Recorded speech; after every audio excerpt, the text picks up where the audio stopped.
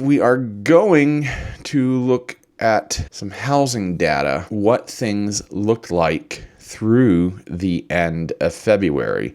We're going to look at a number of different data points about how the housing market is doing here in the Greater Lafayette area.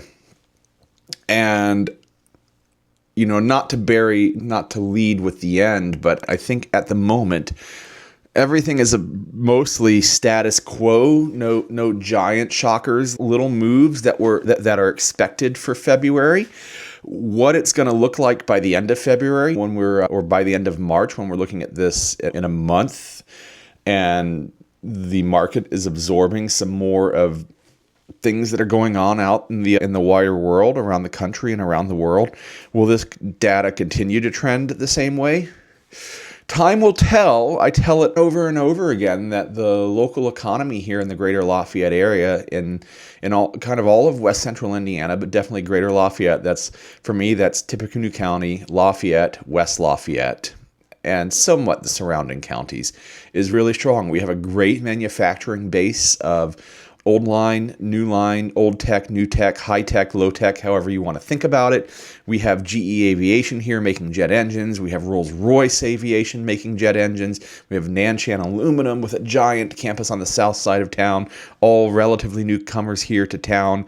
We have Caterpillar manufacturing giant engines that have been here forever. We have Wabash manufacturing semi-trailers, and many other small to mid-size manufacturers that don't get the headlines every day but are here in town. So that hasn't changed, and our housing market, therefore, is still strong because all those people that work there need places to live. But let's start with, what does the average daily inventory look like month over month? And the answer is exactly what I just said, status quo. So check this out.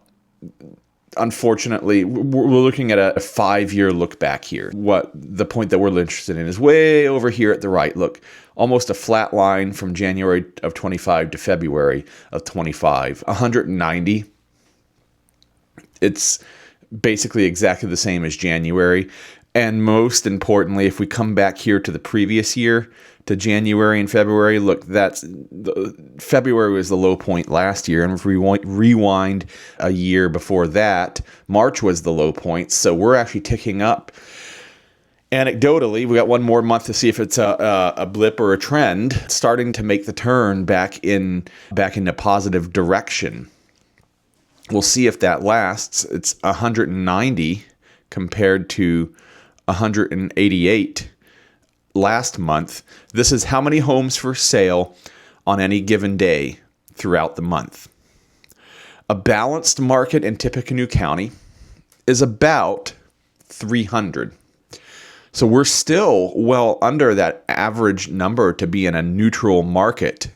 Right now, we're still very much in a seller's market. We're off the mark by about a third. Now, we're not seeing giant bidding wars or things like that, but we are definitely getting at or near asking price, usually within about 3% of asking price by the time you factor in typical concessions. Sometimes you're doing some repair concessions, sometimes some financing concessions, sometimes some concessions to help pay the buyer's agent, because with all of what's been going on in the last year or two about agency and payment and whatnot, the fact of the matter remains that the seller has possession of the asset, and that asset backs the entire transaction. And so buyers come to the table, whether you're a first-time home buyer or a 10th-time home buyer. If you don't have an asset at the table, then paying those fees can be more difficult, and you're using the asset to back that. And so the argument gets made about you're making sellers pay for the buyer's agent. The converse to that is no, buyers are actually taking on that cost as part of their loan and actually paying for those transaction fees over a 30-year mark. There's a million ways that you can slice it and look at it. At the end of the day, people need to get paid. So inventory, I think that's, like I said, exactly what I expected it to be. Related to that is new listings. This is monthly total by listing date. So all new listings throughout the entire month, and this mirrors almost exactly the previous chart. Look at this. February, 140. Month over month, plus 1%. Almost a flat line. Year over year, it's actually down 1%. If we go back to February of last year, it was 142.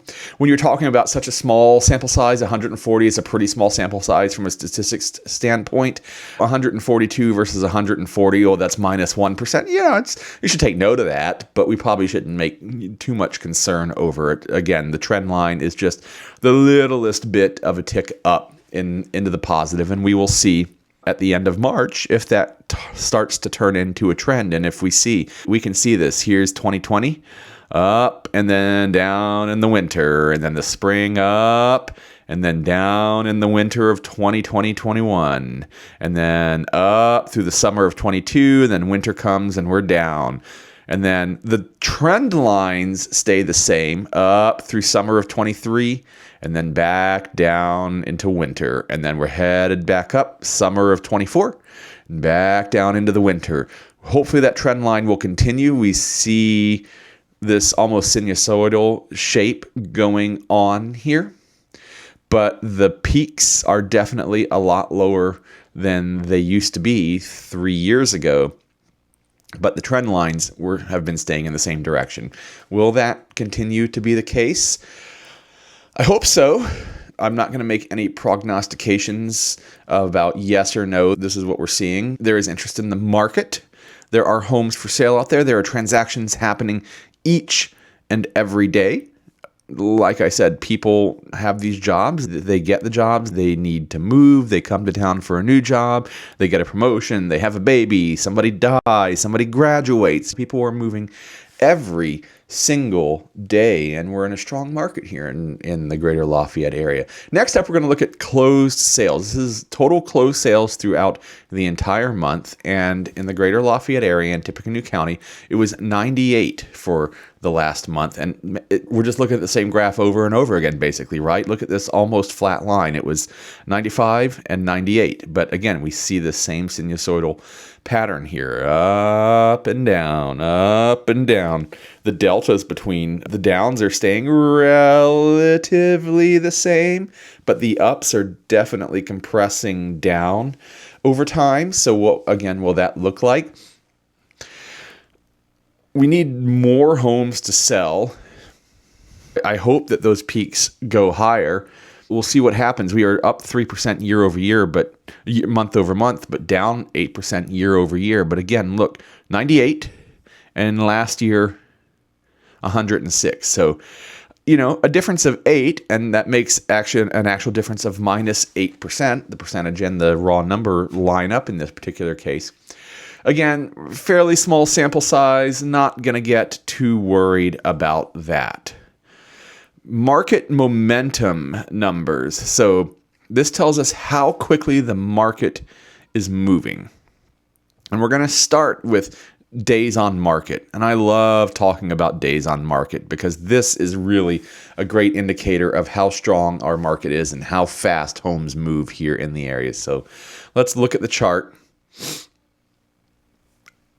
And it's got a different shape to it. Look, it stays flat from where this chart runs back at the beginning of March 2020. It's got a few peaks in the winters, but relatively flat for the better part of 2 years. And then we start getting into the pattern that's an actual inverse of the other charts that we are looking at, because in the winter it takes a little bit longer to sell. So the chart's going to be high in the winter and low in the summer. And indeed, we can see that. Here's winter of 20.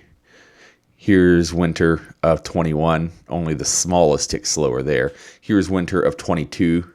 Here's winter of 23. And here we are in winter of 2024. And right now, the peak was January, and then we headed down in February. 19 days, so just shy of 3 weeks. That's house goes on the market to accepted offer. Not how long it takes to close the transaction. Days from listing to pending. And throughout Tippecanoe County, throughout last summer, it was down around, the low was 4 and 5, 4 in June of last year, and then slowly started to climb. And then you could pick out individual areas, especially inside the West Lafayette city limits, where it would be 2 and 3 days. I tell you time and again that you could put your house on the market on a Friday and it's sold by Monday. Happens time and time again. But even throughout all of Tippecanoe County, which is something along the lines of 400 square miles, I believe is the number. It's a fairly sizable area to maintain those kind of averages throughout the entire area. And even here in the summer, even in the winter, to peak at 21 in January, January is the absolute doldrums of the market. It's cold, dark outside. Nobody wants to move in the winter. We're recovering from the holidays, from Christmas and New Year's. It ticked down to 19. I think it's going to continue to come down. I think the market will continue to move fast, but that is a side effect of the constrained market, of everything that we were looking at. Number of new sales, number of homes on the market on any given day. There's just not enough homes for sale, so the ones that are available sell very, very quickly. And to back that up, we're going to move on to months of inventory.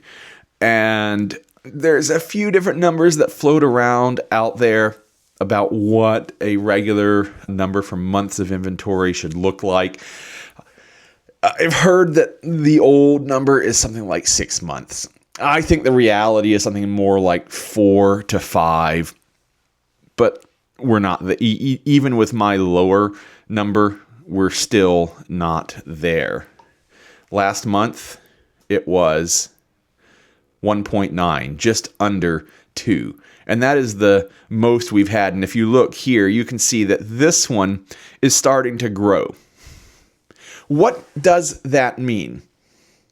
If nothing else came on the market, if we just closed the market today, no more homes for sale, sorry, we can't list your home, how long would it take based on the current numbers to sell everything in the market? And the answer is currently 1.9. Like I said, an old average going back to normal days 10, 20 years ago would have probably been 5 to 6 months. I think it's more like 4 to 5 months now is a more realistic number. So even at my 4 to 5 months, we're only at like half of the inventory that we need. And based on the balanced market of needing 300 homes and we're only at 200, we're a third. So the numbers shift to half, a third, whatever it might be. There's just not enough out there. Now, 83% year over year change, that's a move in the right direction. But what's feeding the months of inventory is that there are more homes available. We saw that was not really the case already. So what is driving that? Why are the months of inventory going up if the actual inventory isn't? And don't have the chart that shows this, but I think that it has to do with homes in the upper end of the market, the premium end of the market, call it what you will, not the starter home end of the market. So there's roughly a split in Tippecanoe County at about the $600,000 mark. And I think some of those homes have been sitting on the market a little bit longer. And there are a lot of reasons behind that. So that, I think, is feeding at least some of why there are more months of inventory on the market. It's not necessarily there's a whole lot more on the market. It's that some homes are sitting a little bit longer as well. And then the next chart that we're going to look at, median sales price. And this is an interesting one for homeowners because at the end of the day, they're interested in what you could sell your home for. And again, this is a median, which is the halfway point of all sales. So if there were 300 sales, this would be number 150. It's the halfway point. What is that number? Here you go. It is $270,000. Based on what homes used to cost here in Tippecanoe County, that is still an eye-watering amount of money. Absolutely. I will not argue that with you at all. That is a given. But look at where the current peak on this chart is in this 5-year look back. It was up at 315 back in July, just 6-7 months ago. I guess 8 months ago now. Starting to drift down, but again, we have this pattern where gets through summer, a little bit of a dip, grows, gets through summer, and then 22 was its own thing, dips a little bit, grows, dips, grows, dips. So are we going to grow again? Yeah, probably. Does that put housing out of the reach of more people? Yes, definitely. Does it increase the value of people who already own homes? Yes, definitely. But it's got a lot of unintended consequences, even for those who already do own. If you want to sell your house and buy your next house, that investment is going to give you some pad to get into the next home, but it's not nearly like it used to be just a few years ago. You know, look at this. March 2020, it was $180,000, 181. We're down 4% month over month, 1% down year over year. Those are small changes, nothing to be super concerned about. I think if we were in a bubble, if we were in a vacuum, this trend line would continue. Clearly, we are not in a vacuum or a bubble. We do not live in isolation. Our county is in a state, is in a country, is in the world. We could talk to her blue in the face about all the things going on out there in the greater world and pontificate on how they might affect our local market. And make no bones about it, they will affect our local market.